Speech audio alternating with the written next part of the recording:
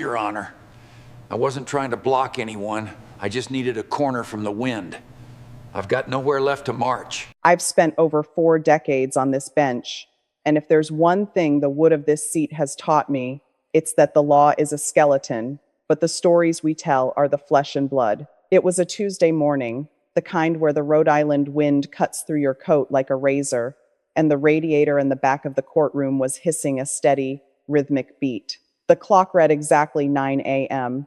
when the clerk called the first matter of the day, case number 24CV0912, the city versus James Miller. On the docket, it looked like a simple nuisance violation blocking a public entrance, but the moment James Miller stepped forward, I knew the docket was lying. James was 62 years old, though his face looked like it had been carved out of a much older piece of oak. He didn't walk to the podium. He limped, a slow, deliberate movement that told a story of old injuries and cold nights on concrete. He was wearing an army field jacket that had seen better decades. The olive drab fabric faded to a ghostly gray around the seams. He didn't have a Rolex or a Tom Ford suit like the high flyers who usually try to charm their way out of a ticket. He had a plastic bag clutched in his left hand, containing everything he owned: some papers, a bottle of water, and a folded American flag that peeked out from the top. Opposite him stood the complainant, a man named Marcus Thorne, the owner of a new, glass-fronted bistro downtown. Thorne was the picture of success in the modern age: sharp haircut, shoes that cost more than my first car, and an expression of pure, unadulterated irritation. He stood there checking his watch, as if the very air James Miller breathed was a personal inconvenience to his schedule. When I looked at James, he didn't look at Thorne. He looked at the floor, his shoulders hunched as if he were trying to make himself smaller, trying to disappear into the very floorboards of my courtroom.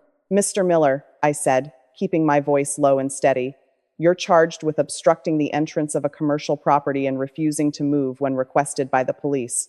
Do you understand the charges?" James looked up then, and his eyes weren't angry. They were just tired, the kind of tired that sleep can't fix. He swallowed hard, his Adam's apple moving slowly. "I understand, Your Honor," he whispered, "but I wasn't trying to block the door. I was just trying to stay out of the wind." In that moment, the temperature in the room seemed to drop 10 degrees, and the silence that followed was the kind that makes you hear your own heartbeat. Marcus Thorne didn't wait for an invitation to speak.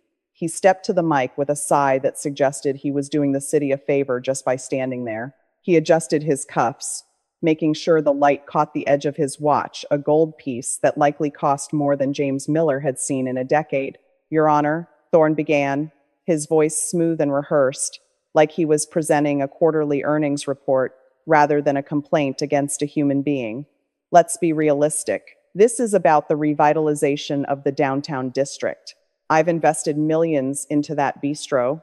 My patrons expect an experience, and that experience doesn't include stepping over a vagrant and his bag of trash just to get to the front door." I looked at James Miller when Thorne said the word trash. I've seen men take hits from heavy machinery and keep standing, but a word like that, delivered with that specific kind of upper-class casualness, cuts deeper than steel. James didn't flinch, but his grip on that plastic bag tightened until his knuckles turned as white as the snow on the courthouse steps. He looked like a man who had been told he was trash so many times he was starting to believe the lie. Thorne continued, oblivious or indifferent to the weight of his words. "It's a matter of brand integrity, Judge. Having this in front of a 5-star establishment is a speed bump to progress. We called the police because we have a business to run." "A speed bump," I repeated, the words feeling heavy in my mouth. I leaned forward, looking Thorne right in those expensive glasses. "Mr. Thorne, do you know what Mr. Miller was wearing when the officer arrived?" Thorne shrugged, checking his watch again. "A dirty jacket, I assume." I didn't look closely. I turned to the officer standing by the wall, Officer Riley, a man who had walked this beat long enough to know the difference between a criminal and a victim. "Officer, state for the record what you found when you responded to the call." Officer Riley stepped forward, his face set in that grim line. "I've come to recognize when a cop's heart is at odds with his duty. Your Honor, on the night of the 14th, I found Mr. Stoddy Miller tucked into the alcove of the bistro. It was 14 degrees out with the wind chill. He wasn't begging. He wasn't shouting. He was shivering so hard I could hear his teeth rattling from 5 feet away. Riley paused, looking at James with a respect that Thorne clearly couldn't fathom. He was wearing a 1st Infantry Division field jacket, Your Honor, and he had that bag tucked under his arm like it was a child. When I asked him to move, he just said, "Officer, I've got nowhere left to march." Thorne let out a short, sharp laugh, a little sound through the nose that told me everything I needed to know about his character. It was the laugh of a man who thought poverty was a choice and dignity was a luxury. I looked back at the plastic bag James was clutching so tightly it had begun to stretch and thin. In this courtroom, I've seen suitcases full of cash and briefcases full of lies, but nothing carries more weight than a man holding on to the last remnants of his dignity. "Mr. Miller," I said, my voice softening as I leaned over the bench. "What's in the folder? You've been holding it like it's the only thing keeping you from drifting away." James looked down at his hands as if he'd forgotten they were there. He slowly reached into the bag and pulled out a manila folder, stained with water and frayed at the edges. He didn't hand it to the clerk right away. He ran his thumb over the cover, a gesture of such profound tenderness that the room went silent in that way. I know too well that silence where everyone suddenly remembers we are human. "It's my wife, Your Honor," he whispered, "or what's left of her." The clerk brought the folder to me. When I opened it, the first thing I saw wasn't a criminal record or a discharge paper. It was a photograph of a woman with a smile that could have lit up the entire city of Providence. Behind the photo were hospital bills, stacks of them, each one a different shade of bad news. Rhode Island Hospital, oncology floor. I looked at the dates. She had fought for 3 years. 3 years of chemo, 3 years of scans, 3 years of James working double shifts at the warehouse just to keep the lights on while the insurance company looked for reasons to say no. "She was a nurse," James said, finally looking Thorne in the eye, though Thorne was busy scrolling through his phone, disinterested in the poverty being displayed. "She spent 20 years taking care of people on their worst days. And when it was her turn to be taken care of, I promised her she wouldn't die in a shelter. I sold the house. I sold the car. I sold every stick of furniture we ever bought together just to keep her in our bed, in our home, until the end." I looked at Marcus Thorne. He didn't look up. He didn't flinch. He just sighed, a sharp, audible sound of someone who thought his time was being stolen by a story that didn't have a profit margin. "Your Honor," Thorne interrupted, "this is very tragic, I'm sure, but my insurance company is breathing down my neck about the liability of having him on the property. We aren't a charity. We're a business." That was the moment I felt that familiar heat rise in my face, the heat that comes when a man thinks a balance sheet is more important than a human soul. I realized then that James Miller wasn't just a veteran who had lost his home. He was a man who had sacrificed his entire existence to honor a promise, only to be called trash by a man who had never sacrificed anything in his life. I looked at Marcus Thorne, and for a moment, I saw the same cold, clean confidence I've seen in every man who thinks his bank account is a shield against his character. "A business," I repeated, my voice dropping to that low, rhythmic tone that usually makes people in my courtroom start to sweat. "You said having Mr. Miller in your alcove was a speed bump to your progress." Thorne shrugged his shoulders with a dismissive casualness that felt like a class-based insult aimed at everyone who didn't own a glass-fronted bistro. "It's just a reality, Judge," he said, adjusting his watch again, a gold piece that caught the courtroom lights like a beacon of arrogance. "People pay for an atmosphere. They don't pay to be reminded of the sidewalk." I turned back to James Miller, who was still looking at that manila folder as if it were a holy relic. "Mr. Miller," I asked. Officer Riley said, "You told him you had nowhere left to march. What did you mean by that?" James didn't look up at first. He kept his eyes on the floor, his hunched shoulders making him look like a man trying to disappear into the wood of the courtroom. "I spent 3 years in the jungle, Your Honor," he said, his voice so quiet the courtroom went ice cold. "I fought for an America where we looked out for each other. I came back. I worked 40 years at the same warehouse. I paid my taxes, and I kept my promises. But the America I came home to, it feels like it doesn't have a seat for a man who ran out of money before he ran out of life." Thorne let out another one of those little laughs through his nose, a small, sharp sound that signaled he thought the conversation was getting too dramatic for his taste. This is America, Judge, Thorne said, echoing the words of every bully who mistakes freedom for a lack of consequences. He failed to plan for his future. That's not my liability. I can write the city a check for the inconvenience today. Small money, really, but let's just end this. I have a meeting at 11:30. He said it like court was just a coffee spill he could wipe up and walk away from. I sat there very still. When you've sat on a bench for decades, you learn that anger is easy, but control is power.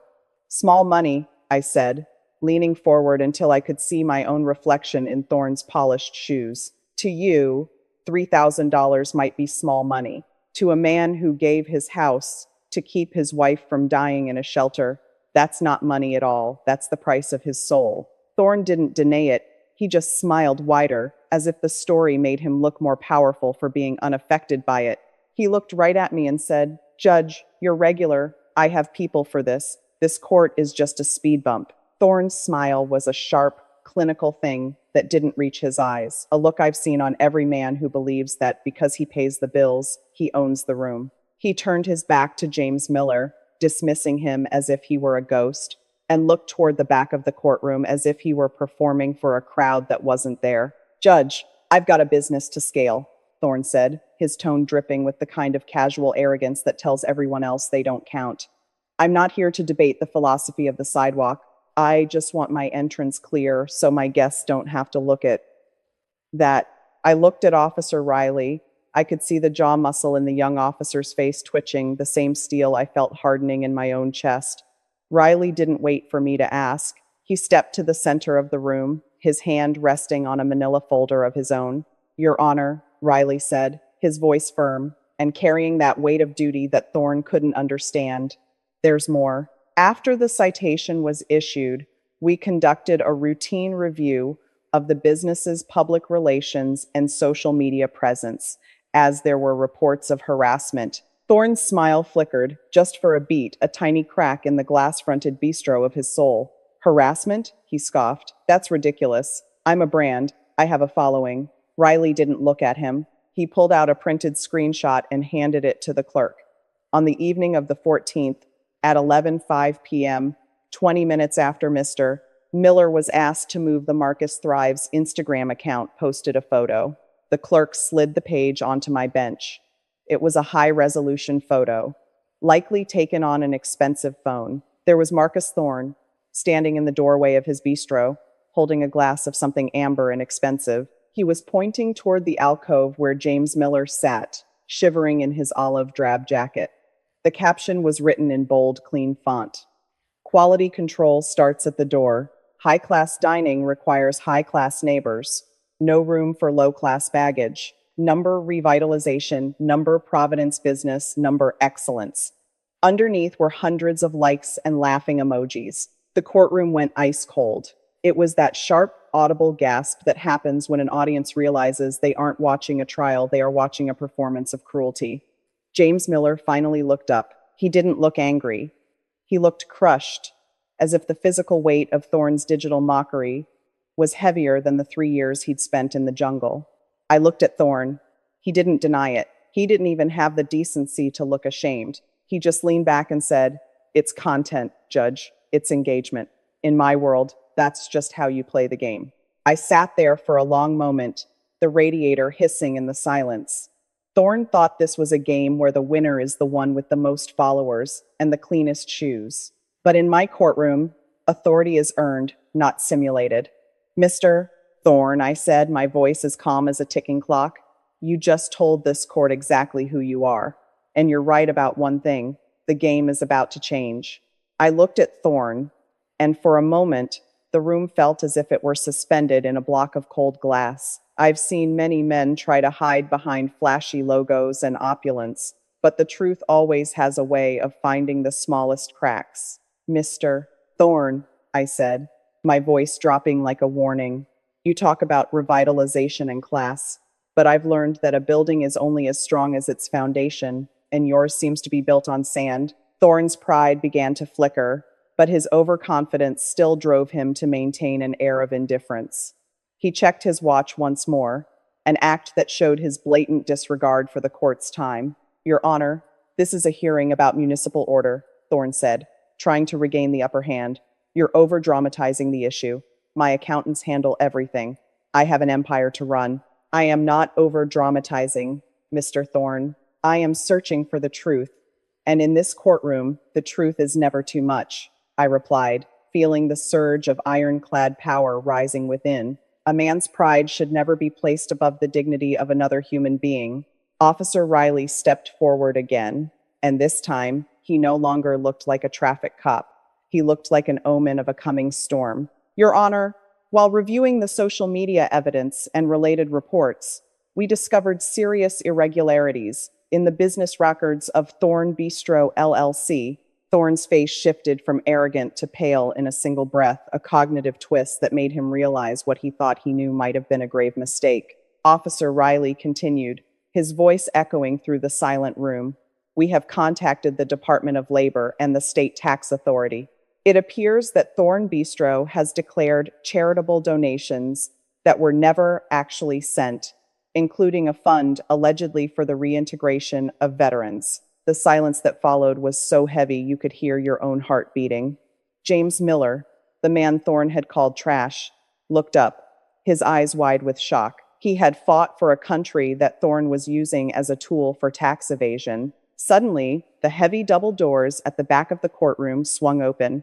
A woman in a charcoal gray suit walked in with an air of absolute authority, needing no one's permission. Officer Riley nodded toward her. Your Honor, this is Investigator Sarah Vance from the Financial Crimes Unit of the State Attorney General's office. Thorne stood up so fast his chair screeched across the floor. This is a setup. You can't do this. I leaned forward, my gaze locking onto him. Mr. Thorne, you said this court was just a speed bump. It seems you've just hit a wall. Marcus Thorne looked at Investigator Vance, then back at me, his face now the color of a hospital sheet. The air in the room had changed completely. It was no longer about a sidewalk violation.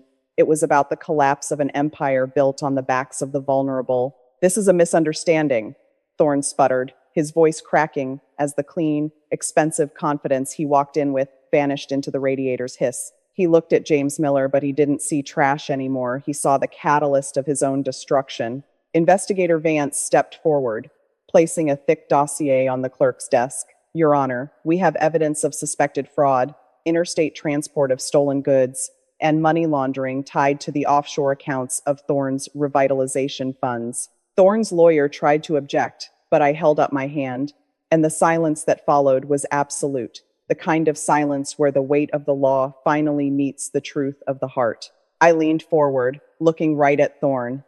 Mr. Thorne, you came into my courtroom thinking this was a speed bump. You thought your followers made you untouchable and that James Miller was just a piece of debris in your way. I turned my gaze to James, who was still clutched to his manila folder, his eyes wet with the realization that for the first time in a long time, he wasn't invisible. But in this room, authority isn't something you buy with a Rolex or simulate with a hashtag.